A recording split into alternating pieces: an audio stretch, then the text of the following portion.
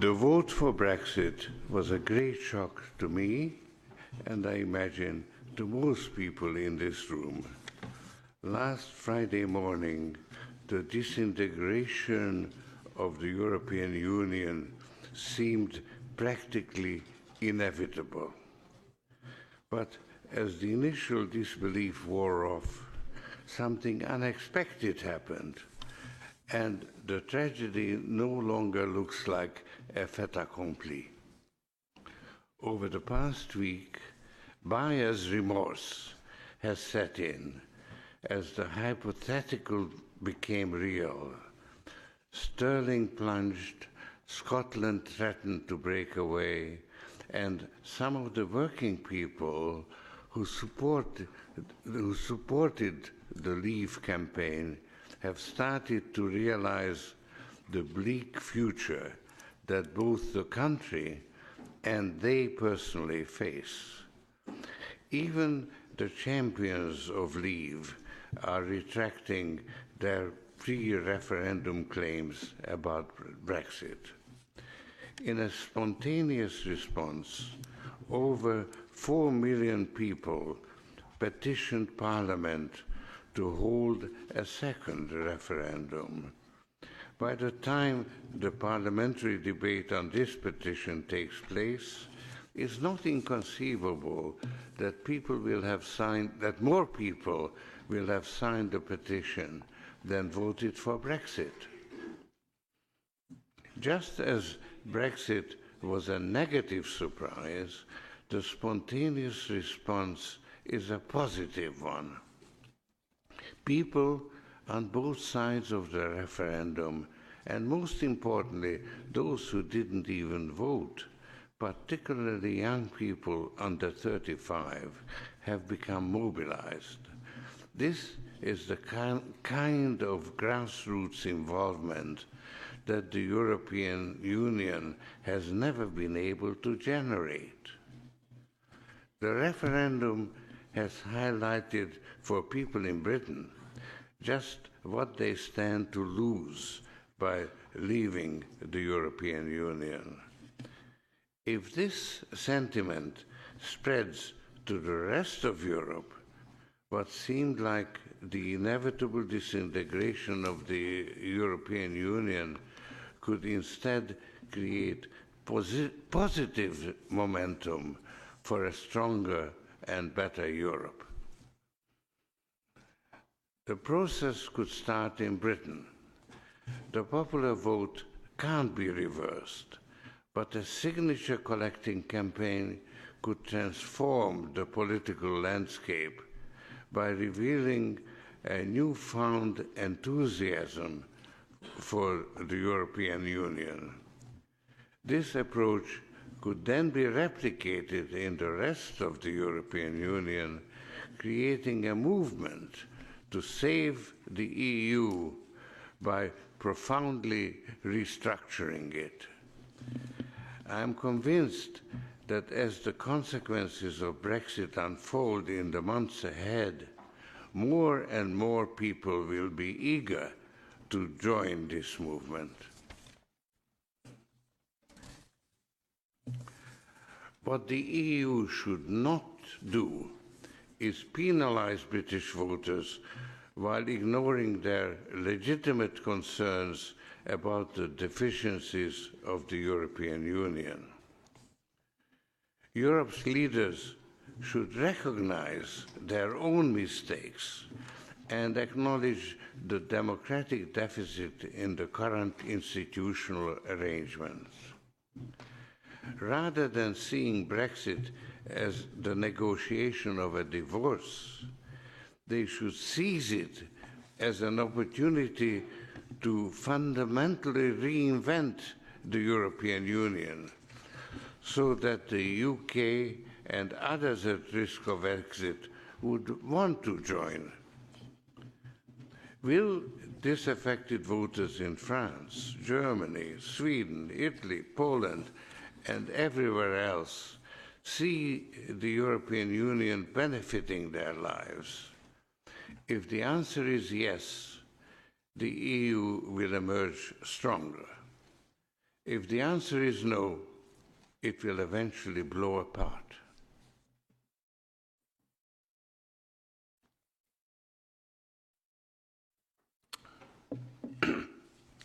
Unfortunately, Brexit has not only created an opening to reinvent the EU, it has also aggravated two looming dangers. First, it unleashed a crisis in the financial markets, comparable in severity only to 2007-8. This has been unfolding in slow motion, but Brexit is accelerating it. It's likely to reinforce the deflationary trends that were already prevalent. The Eurozone has been lagging in the global recovery because of restrictive fiscal policies. Now it has to contend with an impending slowdown. The orthodoxy of German policymakers stands in the way of the only effective response, having a Eurozone budget that could adopt counter-cyclical policies. Meanwhile, the banking system of continental Europe has not recovered from the earlier crisis. It will now be severely tested. We know what needs to be done. Unfortunately, political and ideological disagreements within the Eurozone have stood in the way of using the ESM as a backstop for banks as well as sovereigns. Second, the EU faces growing military threats. Our external enemies have been emboldened, posing new, as yet unfathomable dangers in various parts of the wider region that are also liable to aggravate the refugee crisis. It's against this background that I propose to discuss the refugee crisis with special emphasis on the financial needs it presents. I won't address the human rights and development issues for lack of time, but I discuss them in the written remarks submitted to the various committees. The European response to the refugee crisis was riddled with flaws even before the present turn of events. Chancellor Merkel showed great moral leadership when she opened Germany's doors wide to refugees. Unfortunately, her initiative was not well thought through. It ignored the pull factor. When the sudden influx of migrants overwhelmed the capacity of the authorities, public opinion turned against her. That's when she struck her ill-fated deal with Erdogan. I've identified the flaws of that deal in detail. First, it was not truly European. It was imposed on Europe by Chancellor Merkel. Second, it was severely underfunded. Third, it was not voluntary. It imposed quotas that many member states opposed and required refugees to take up residence in countries where they were not welcome, while forcing others who reached Europe by irregular means to be returned to Turkey. Finally, it transformed Greece into a de facto holding pen with inadequate facilities. Since then, the situation has only deteriorated. Member states have become increasingly unwilling to cooperate with one another and are pursuing discordant policies. With migrant flows, while migrant flows to Greece have eased, they have surged in the central Mediterranean. In these circumstances, a comprehensive and coherent European asylum policy is not possible. The trust needed for cooperation is lacking. It will have to be rebuilt through a long and laborious process.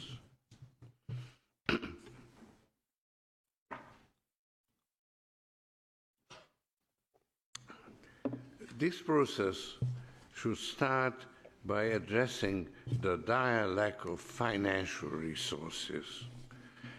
Without sufficient funding, the EU can't meet the expectations of the people. And because it fails to perform the function it was designed for, the Union loses its legitimacy. The refugee crisis illustrates the problem. At least 30 billion euros a year will be needed both inside the Union to build effective border and asylum agencies, to ensure dignified reception conditions, fair asylum procedures, and opportunities for integration, as well as outside its borders to support refugee hosting countries and to spur job creation throughout Africa and the Middle East. The political and economic costs of inaction would be even greater. Brexit is the starkest example of these consequences, but we also have compromised the Schengen system, driving up economic costs. Given that its very survival is at stake, the EU should be putting all its available resources to use. And yet, the AAA credit of the Union has barely been deployed. This is the height of irresponsibility. The current approach reallocates minimum resources from the EU budget and then asks member states to contribute to various dedicated vehicles, such as the Turkish facility and the Trust Fund for Syria. This can be only a temporary solution, as it is neither sustainable nor large enough. In order to raise the necessary funds in the short term, the EU should engage in what I call surge funding. This entails raising debt by leveraging the EU's relatively small budget rather than scraping together insufficient funds year by year. There is a strong case to be made for using the balance sheet of the EU itself. Tapping into the AAA credit of the EU has the additional advantage of providing a much-needed economic stimulus for Europe. With global interest rates at historic lows, now is a particularly favorable moment to take on such debt. Spending a large amount at the outset would make it much easier to manage immigration and will allow the EU to respond effectively to the most dangerous consequences of the crisis. These include the kind of anti-immigrant sentiment that fueled Brexit, support for extremist political parties, and despondency among those seeking refuge in Europe who now find themselves ostracized and marginalized. Making large initial investments will help tip the economic, political, and social dynamics away from xenophobia towards constructive outcomes that benefit refugees and host countries alike.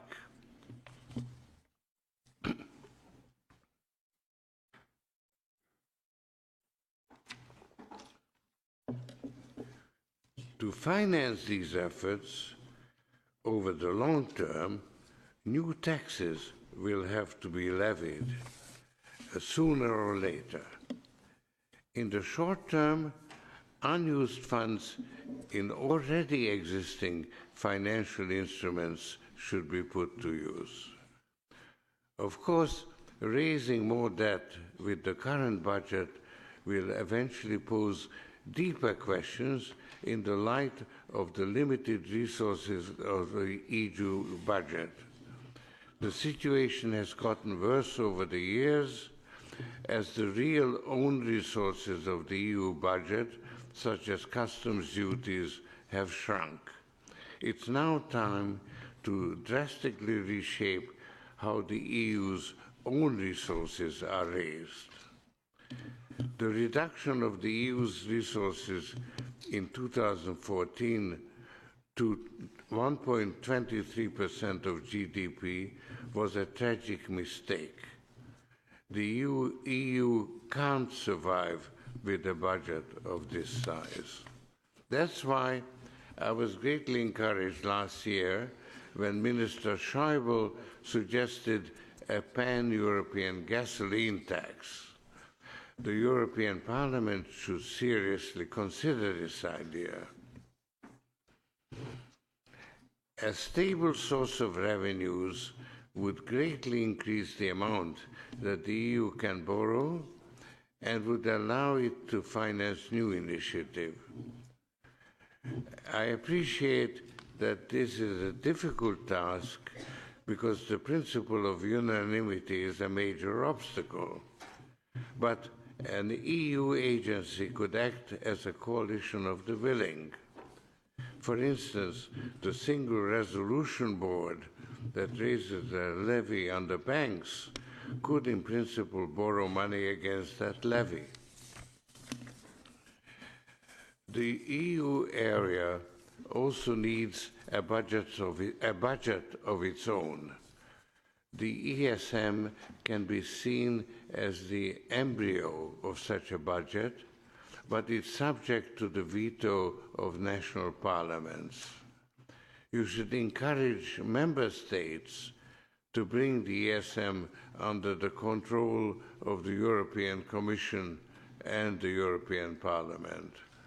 This would also allow extending its use to other purposes, like the creation of a European unemployment scheme. Finally, two items stand out among the legacy expenditures that cripple the EU budget. Cohesion policy, with 32% of expenditures, and agriculture, with 38%. These need to be sharply reduced in the next budget cycle.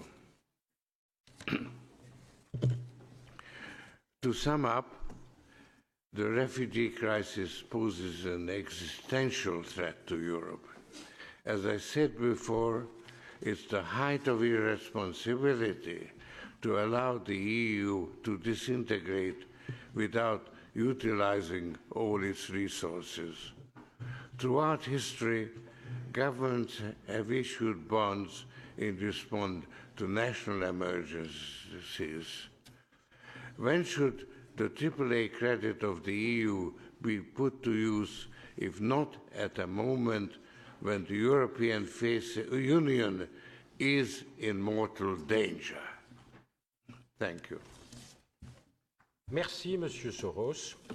Merci de cette analyse et de ces propositions qui peuvent susciter des réactions. Action massive, 30 milliards, dites-vous.